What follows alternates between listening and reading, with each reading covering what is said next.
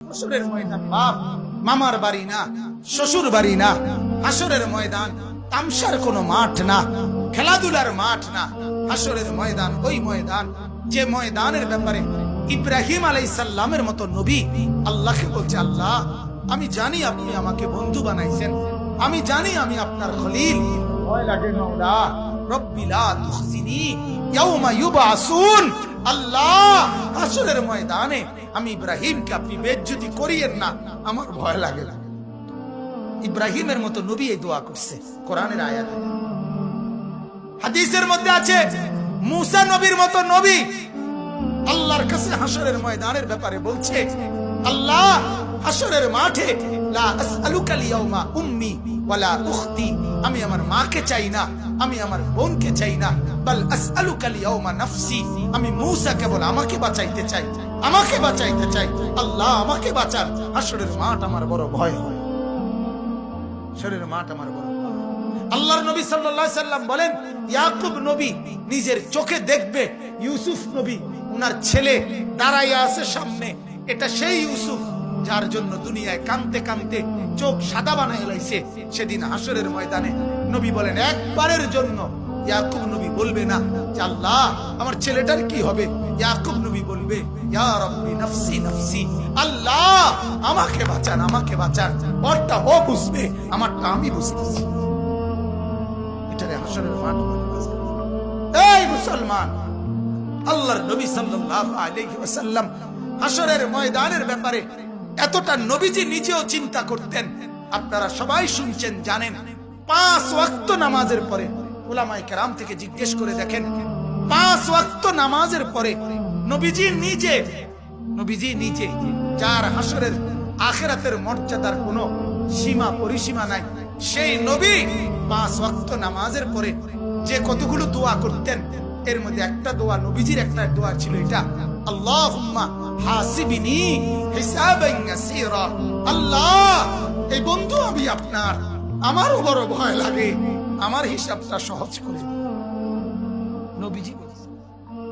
নবীজি বলছেন এই কথা, অথচ নবীকে আল্লাহ বলছে ওয়ালাল আখিরাতু খায়রুল লাকা মিনাল উলা। বন্ধু দুনিয়াতে আপনাকে যা দিলাম, আখিরাতে যা দেব, এই দুনিয়ার গুলোর চাইতে ওইগুলো অনেক বেশি উত্তম, অনেক বেশি দামি। এরপরও নবী বলে, আল্লাহ আমার ভয় হয় আমার হিসাব যেন সহজ হয়। অথচ আখিরাতে ওনার মর্যাদার কোনো সীমা পরিসীমা নাই।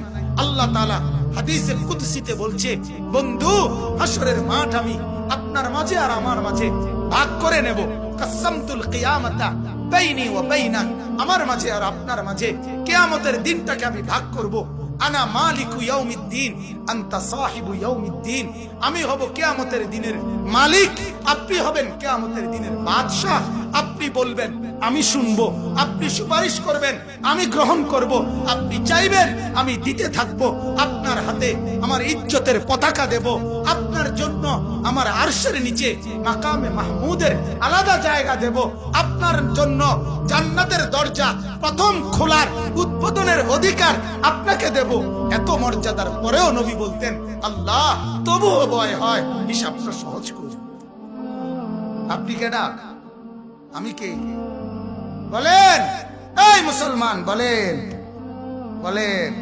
সেজদা নাই ঘরের মধ্যে, কত 1 বছর 2 বছর আপনার উপযুক্ত ছেলেটা কোনদিন ফজরের নামাজ পড়ে না, মেয়েটা ফজরের নামাজ পড়ে না, বিবি পর্দা করে না, মেয়ে পর্দা করে না।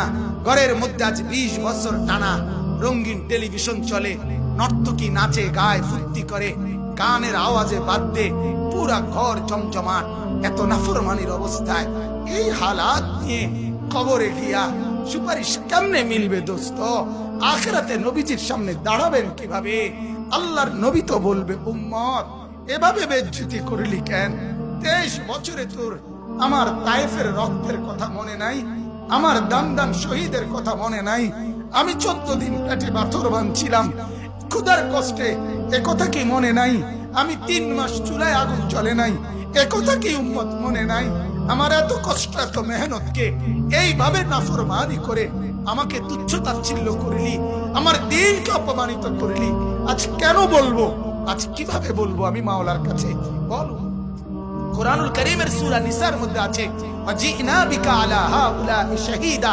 আল্লাহ নবীকে বলছে, বন্ধু হাসরের দিন আমি আপনার হাতে আপনার উম্মতের আমলনামা তুলে দেব।